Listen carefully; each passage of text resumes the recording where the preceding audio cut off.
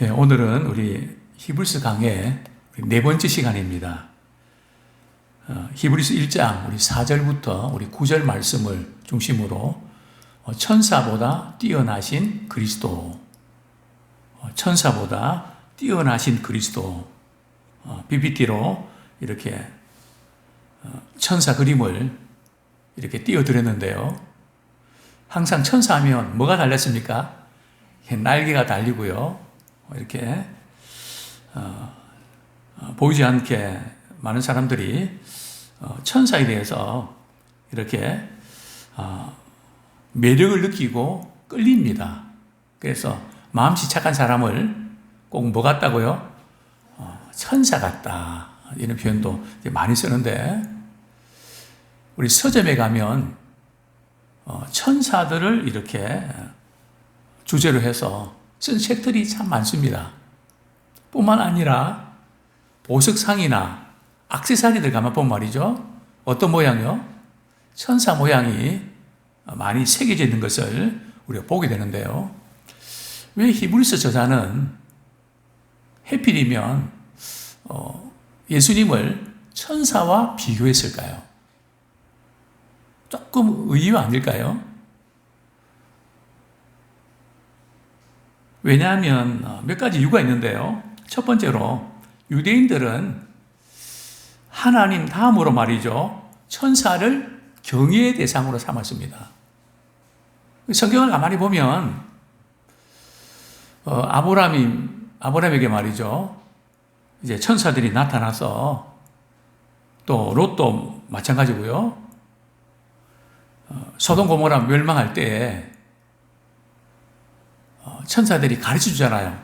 소돔 고모라가 유황불로 이렇게 멸망이 된다고. 그 사건이 있을 때마다 중요한 그런 메시지는 천사들이 전해주거든요. 예수님의 탄생은요, 가브리엘 천사가 전해주지 않습니까? 중요한 사건들마다 이 천사가 말이죠, 하나님의 뜻을 전해주니까 이 천사는 대단한 존재다. 경외의 대상이다.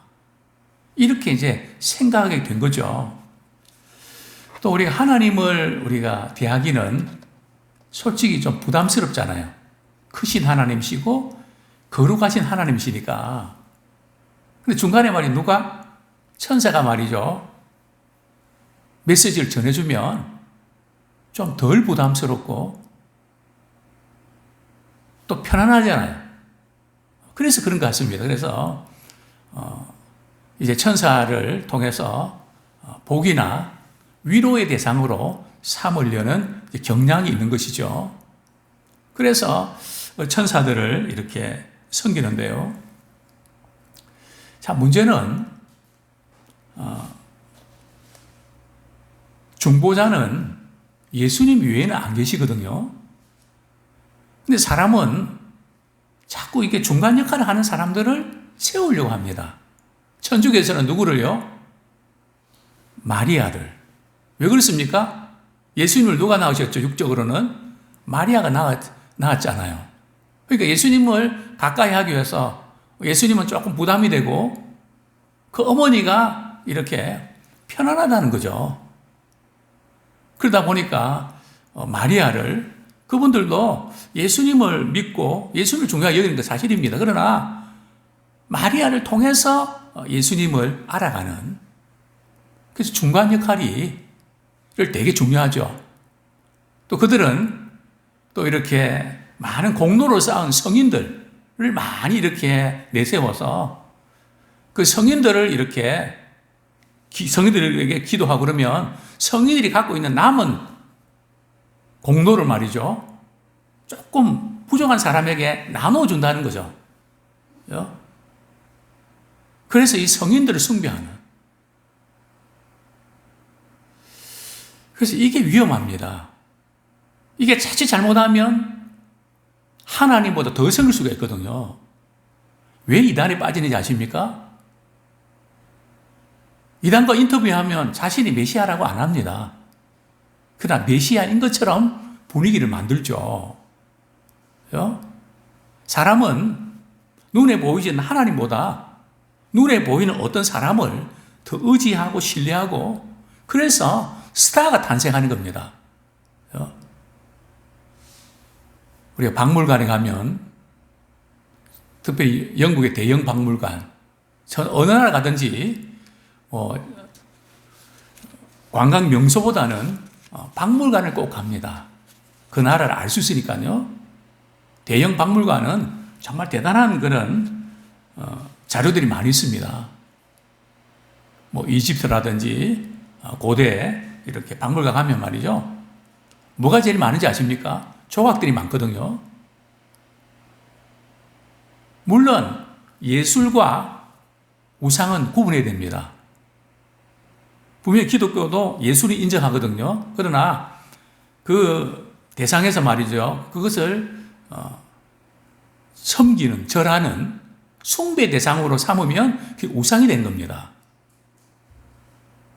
근데 보면 얼마나 많은지 왜 하나님께서 내 앞에 조각된 것 그런 거 만들지 말라고 했는지 이해가 됩니다. 왜냐하면 사람들은 눈에 보이는 그게 더 마음이 빠지거든요. 그래서 이 천사들의 이 존재에 대해서 유대인들이 또 사람들이 많이 끌렸죠. 그래서 중간 역할은 우상의 대상이 될 수 있습니다. 목회자도 어떤 사람도 그래서 섬기는 도구고 사랑의 도구지 우상의 도구로 생각하면 안 됩니다. 너무 아끼고 너무 믿으니까 우리는 시험에 들거든요. 사람은 사랑의 대상이지 절대 의지하고 믿음의 대상 아닙니다. 믿음의 대상은 오직 예수 그리스도 한 분, 우리 하나님밖에 없습니다. 자, 우리 골로새서 2장 18절, 19절 같이 한번 읽겠습니다. 골로새서 2장 18절, 19절 시작. 아무도 꾸며낸 겸손과 천사 숭배를 이유로 너희를 정죄하지 못하게 하라. 그가 그 본 것에 의지하여 그 육신의 생각을 따라 헛되이 과장하고 머리를 붙들지 아니하는지라. 거기까지요. 여기 보면 천사 숭배를 이유로 그 당시에 고레스 교회에 침투했던 이단이 말이죠. 이 천사들을 숭배하는 그죠? 그런 쪽으로 이제 갔다는 거죠. 자, 오늘 저는 세 가지 천사보다 뛰어나신 그리스도 어떤 점에서요? 첫 번째는 아름다운 이름에 있어서 뛰어나심입니다. 우리 4절 말씀 같이 읽겠습니다. 시작. 그가 천사보다 훨씬 뛰어남은 그들보다 더욱 아름다운 이름을 기업으로 얻으심이니. 자, 히브리서 저자는 말이 예수님을 천사보다 훨씬 뛰어난 분이라고 이제 소개합니다. 무슨 뜻일까요? 아름다운 여기서 이름. 이 아름다운 이름이 뭔지 아십니까? 바로 하나님의 아들, 즉 그리스도를 의미합니다. 예수 그 이름. 그 이름보다 아름다운 이름이 없다는 거죠. 어쨌든 천사는 하나님의 뜻을 전하는 중요한 역할을 하지만 예수 그리스도와 비교할 수 없는 그런 피조물에 불과하다는 거죠. 본문 1절 한번 같이 읽겠습니다. 히브리서 1장 1절 시작. 옛적에 선지자를 통하여 여러 부분과 여러 모양으로 우리 조상들에게 말씀하신 하나님이. 그죠? 하나님께서는 말이죠. 선지자를 통해서 때로는 천사들을 통해서 하나님의 말씀을 전하시곤 했습니다. 자, 율법은 누구를 통해서 받은 걸까요? 하나님께서 모세를 통해서 받았는데 그 광경을 잠깐 우리가 보면 말이죠. 우리 2장 2절 말씀, 히브리서 2장 2절 같이 읽겠습니다. 시작. 천사들을 통하여 하신 말씀이 경고하게 되어 모든 범죄함과 순종하지 아니함이 공정한 보응을 받았거든. 여기 보면 천사를 통하여 하신 말씀이 뭔가 하면 바로 율법을 가리킵니다. 율법은 말이죠. 또 모세가 받은 그 율법은 천사를 통해서 이렇게 받은 거라는 거죠. 자, 우리 신명기 33장 2절 말씀 한번 보겠습니다. 신명기 33장 2절 말씀 시작.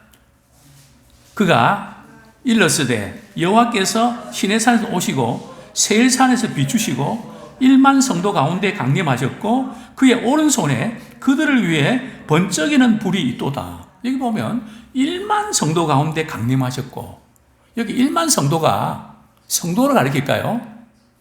이 성도들이 아니고 천사들을 가리킵니다. 수많은 천사들. 즉 율법을 말이죠. 천사들 통해서 이제 모세가 받게 되는데요. 자, 구체적으로 조금 그렇게 해석할 수 있나요? 우리 사도행전 7장 53절 앞부분만 읽겠습니다. 사도행전 7장 53절 같이 읽겠습니다. 시작. 너희는 천사가 전한 율법을 받고도 지키지 아니하였도다. 거기까지요. 누가 전한? 천사가 전한 율법을 지키지 아니하였도다. 그렇습니다. 아름다운 이름으로 뛰어나심의 두 번째 부분은 말이죠. 율법과 복음의 차이입니다. 하나님께서 천사를 통해서 율법의 말씀을 이렇게 전해 주었지만 복음은 말이죠. 그리스도를 통해서 이제 복음을 우리 주셨는데요. 우리 갈라디아서 3장 19절 같이 읽겠습니다. 시작. 그런즉 3장 19절 시작. 그런즉 율법은 무엇이냐? 범법함으로 더하여진 것이라. 천사들을 통하여 한 중보자의 손으로 베푸신 것인데 약속하신 자손이 오시기까지 있을 것이라. 자, 여기 보면 우리가 성경을 여러 번 읽지만 이 부분이 이해가 어렵습니다. 율법은 무엇이냐? 범법함으로 더하여진 것이라. 뭐 조금 알 것 같기도 하고 좀 긴가민가 하기도 하고. 이게 무슨 뜻인가 하면 율법의 역할은 말이죠. 죄를 깨닫게 하려 함이라. 그런 뜻입니다. 근데 왜 이것을 이렇게 번역했는지 그냥 읽으면 범법에서 더해진 거다. 조금 애매모호한 그런 번역인데요. 어쨌든 율법은 죄를 깨닫게는 하지만 죄를 없애주지는 못합니다. 오직 복음만이 예수 그리스도의 보혈로만 우리의 죄가 깨끗하게 사함받을 수 있습니다. 그래서 이것은 바로 약속하신 자손이 오실 때까지거든요. 약속하신 자신이 누굴까요? 메시아가 오셔서 예수님이 오셔서 십자가에 못 박히시고 또 부활하시고 승천하신 그 그리스도를 믿는 사람에게 죄사함을 얻는 그런 복음을 우리에게 주셨죠. 그래서 이것은 차원이 완전히 다르다는 거죠. 자, 오늘 우리 히브리서 1장 5절 말씀 같이 한번 읽겠습니다. 시작. 하나님께서 어느 때에 천사적 누구에게 너는 내 아들이라 오늘 내가 너를 낳았다 하셨으며 또다시 나는 그에게 아버지가 되고 그는 내게 아들이 되리라 하셨느냐. 자, 이 지금 그 말씀도 이해가 좀 어렵습니다. 하나님께서 말이 천사들 중에서 내가 너를 낳았다, 내 아들이다 그렇게 했다는 걸까요? 그렇게 안 했다는 걸까요? 했다는 겁니까? 안 했다는 겁니까? 이걸 갖다 우리 문제는 반어법이라 그럽니다. 천사들 가운데 내가 너를 낳았다, 내 아들이라 그런 적이 없다는 거죠.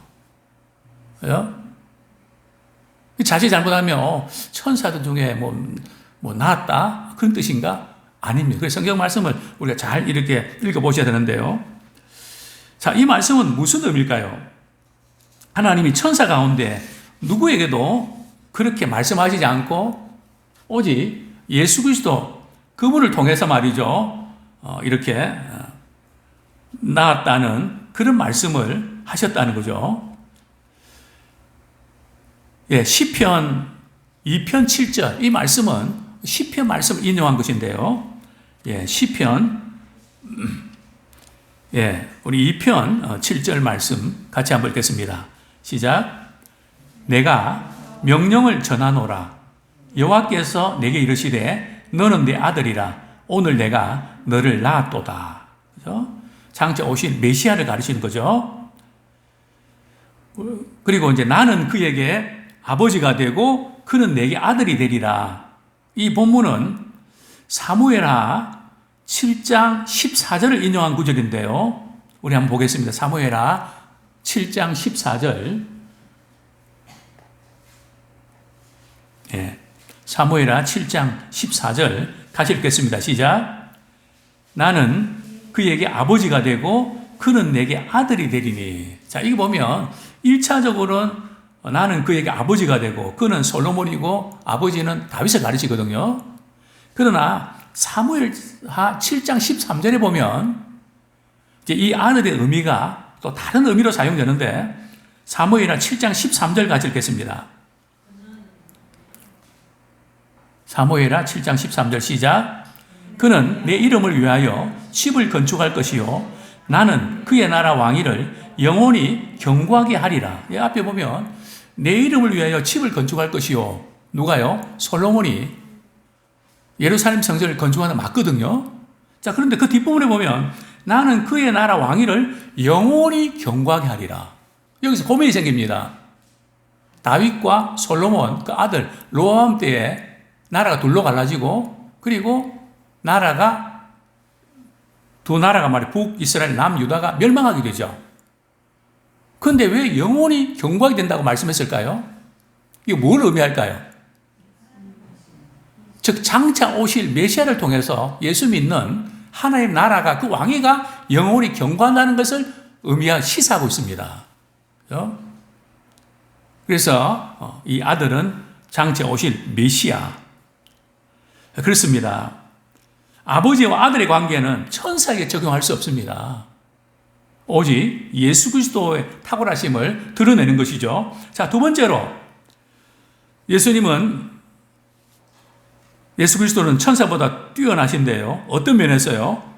우리 6절 말씀 같이 읽겠습니다. 시작. 또 그가 만아들을 이끌어 세상에 다시 들어오게 하실 때에 하나님의 모든 천사들은 그에게 경배할지어다 말씀하시며. 자, 오늘 본문에 보면 이제 맏아들이라는 표현이 말이죠. 어디서 인용된지 아십니까? 시편 89편 27절.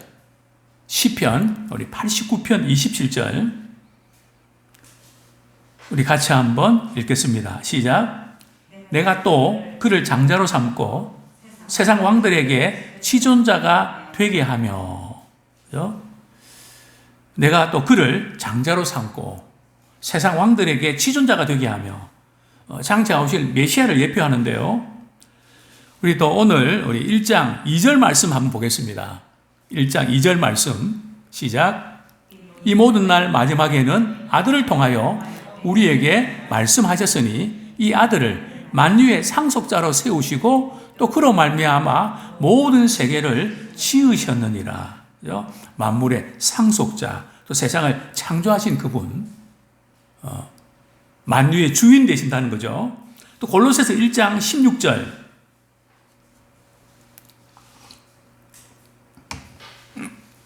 같이 읽겠습니다. 시작.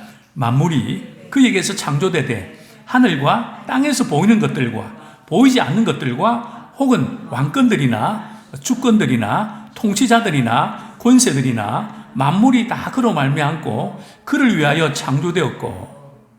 그렇습니다. 이제 우리 예수님은 경배의 대상입니다.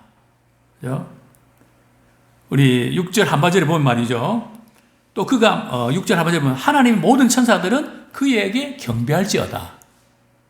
천사들은 하나님을 섬기고 우리 주님께 경배하는 역할을 한다는 거죠. 그래서 천사하고 예수 그리스도는 비교할 수 없는. 자, 그 다음에 요한계시록 5장 13절 보겠습니다. 요한계시록 5장 13절 시작.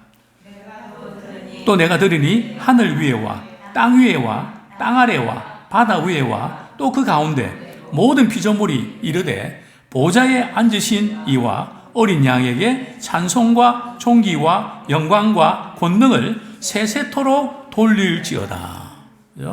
이 천사들이, 모든 천사들이 말이죠, 그리스도께 어린 양께 영원히 찬양드리는 그런 점에서 이제 우리 예수님은 경배의 대상이라는 거죠.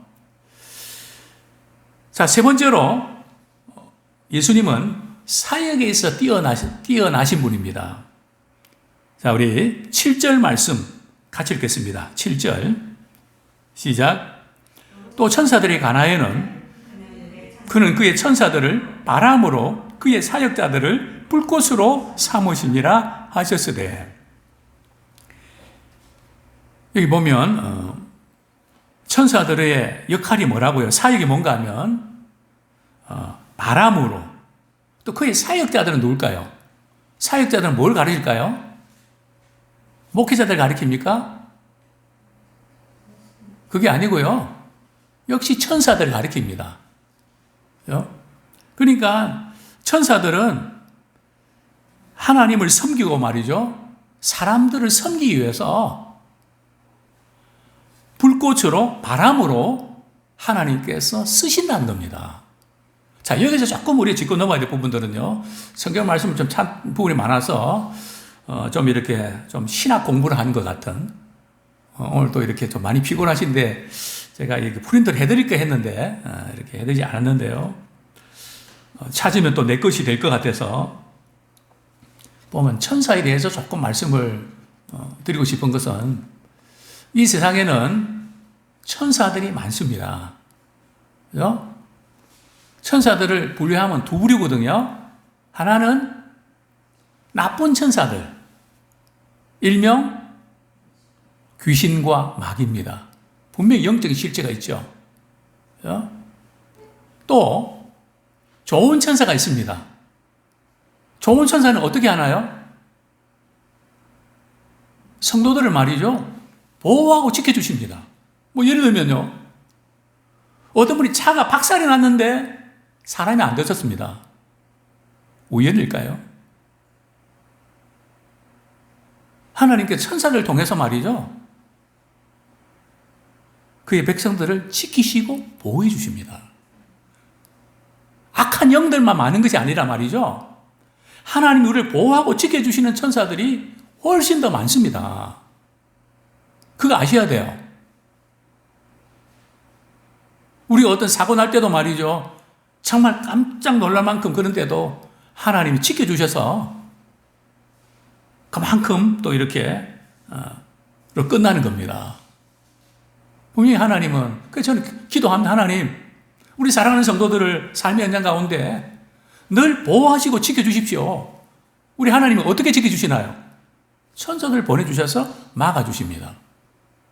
지켜주시고 보호해주십니다. 또 악한 영들은 말이죠, 누구의 이름으로 이기게 됩니까? 예수 그리스도의 이름으로, 말씀의 검을 사용할 때 우리 이기게 됩니다. 그래서 우리에게 이 천사들의 이 존재가 어떤 존재인가? 천사는 부리는 종입니다. 그죠? 하나님을 섬기고 성도들을 섬기라고 말이죠. 물론 그렇다고 해서 천사를 멸시하면 안 되죠. 하나님 뜻을 전하는 귀한 역할을 감당하는 거죠. 그러나 천사는 섬기고 아들은 통치하는 역할을 합니다. 그렇습니다. 우리 9절 말씀 읽고 말씀을 맺겠습니다. 우리 9절 말씀 시작. 8절부터 8절 9절 같이 읽겠습니다. 시작. 아들에 관하여는 하나님이여 주의 보좌는 영영하며 주의 나라의 규는 공평한 규이니이다. 주께서 의를 사랑하시고 불법을 미워하셨으니 그러므로 하나님 곧 주의 하나님이 즐거움의 기름을 주께 부어 주를 동료들보다 뛰어나게 하셨도다 하였고. 그렇습니다. 여기 보면 8절 아들에 관하여는 하나님이요. 누가 하나님이라는 겁니까? 아들을 하나님이라고 부른다는 거죠. 즉 하나님의 아들은 누구라고요? 하나님입니다. 즉 그리스도 그분은 하나님이시라는 거죠. 주의 보좌는 영영하며 주의 나라의 규는 공평한 규인이다. 무슨 뜻일까요? 그리스도는 공평한, 그리스도의 통치는 말이죠. 공평하고 정의롭다는 겁니다. 참 이 세상은 악하고 뭔가 자기 위주로 해석하고 주장하지만 우리 주님의 통치만이 정의롭고 공의는 줄 압니다. 우리 주님은 의를 사랑하시고 불법을 미워하십니다. 주의 하나님이 즐거움의 기름을 주께 부어 그리스도께 말이죠. 귀한 사명을 맡기실 때에 기름을 부은다는 거 아닙니까? 주님께서 이렇게 하나님께서 우리 주님께 귀한 사역에 이렇게 맡기시고 온 우주를 통치하시는. 자, 여기서 조금 우리가 신경 써야 될 것은 주께 뭐 주를 동료들보다 뛰어나게 하셨다. 이게 동료들이 뭘까요? 두 가지를 해석하는데요. 어떤 분은 성도들이라고 표현합니다. 근데 제가 볼 때는 여기에 동료들은 천사들로 보는 것이 왜냐하면 오늘 본문의 전체 맥락이 말이죠. 누구와 누구를 비교합니까? 그리스도와 천사를 비교하고 있거든요. 물론 성도들이라고 번역하는 것이 틀린 건 아닌 것 같습니다. 그렇게 동료라고 하는 이런 부분들이 조금 동료라는 친구들이라는 거잖아요. 그런 점에서 천사와 예수님을 비교한다. 그 점에 조금 난제는 있는데 어쨌든 뭐 두 가지 해석이 다 가능할 것 같습니다. 어쨌든 그리스도는 누구보다도요 천사보다 훨씬 뛰어나신 분이다. 그래서 항상 우리가 이렇게 예수님은 어떤 분이신가 이걸 우리가 알 때에 어려움과 위기 생길 때에 더 크신 주님 바라보면서 능히 승리하게 될 줄로 믿습니다.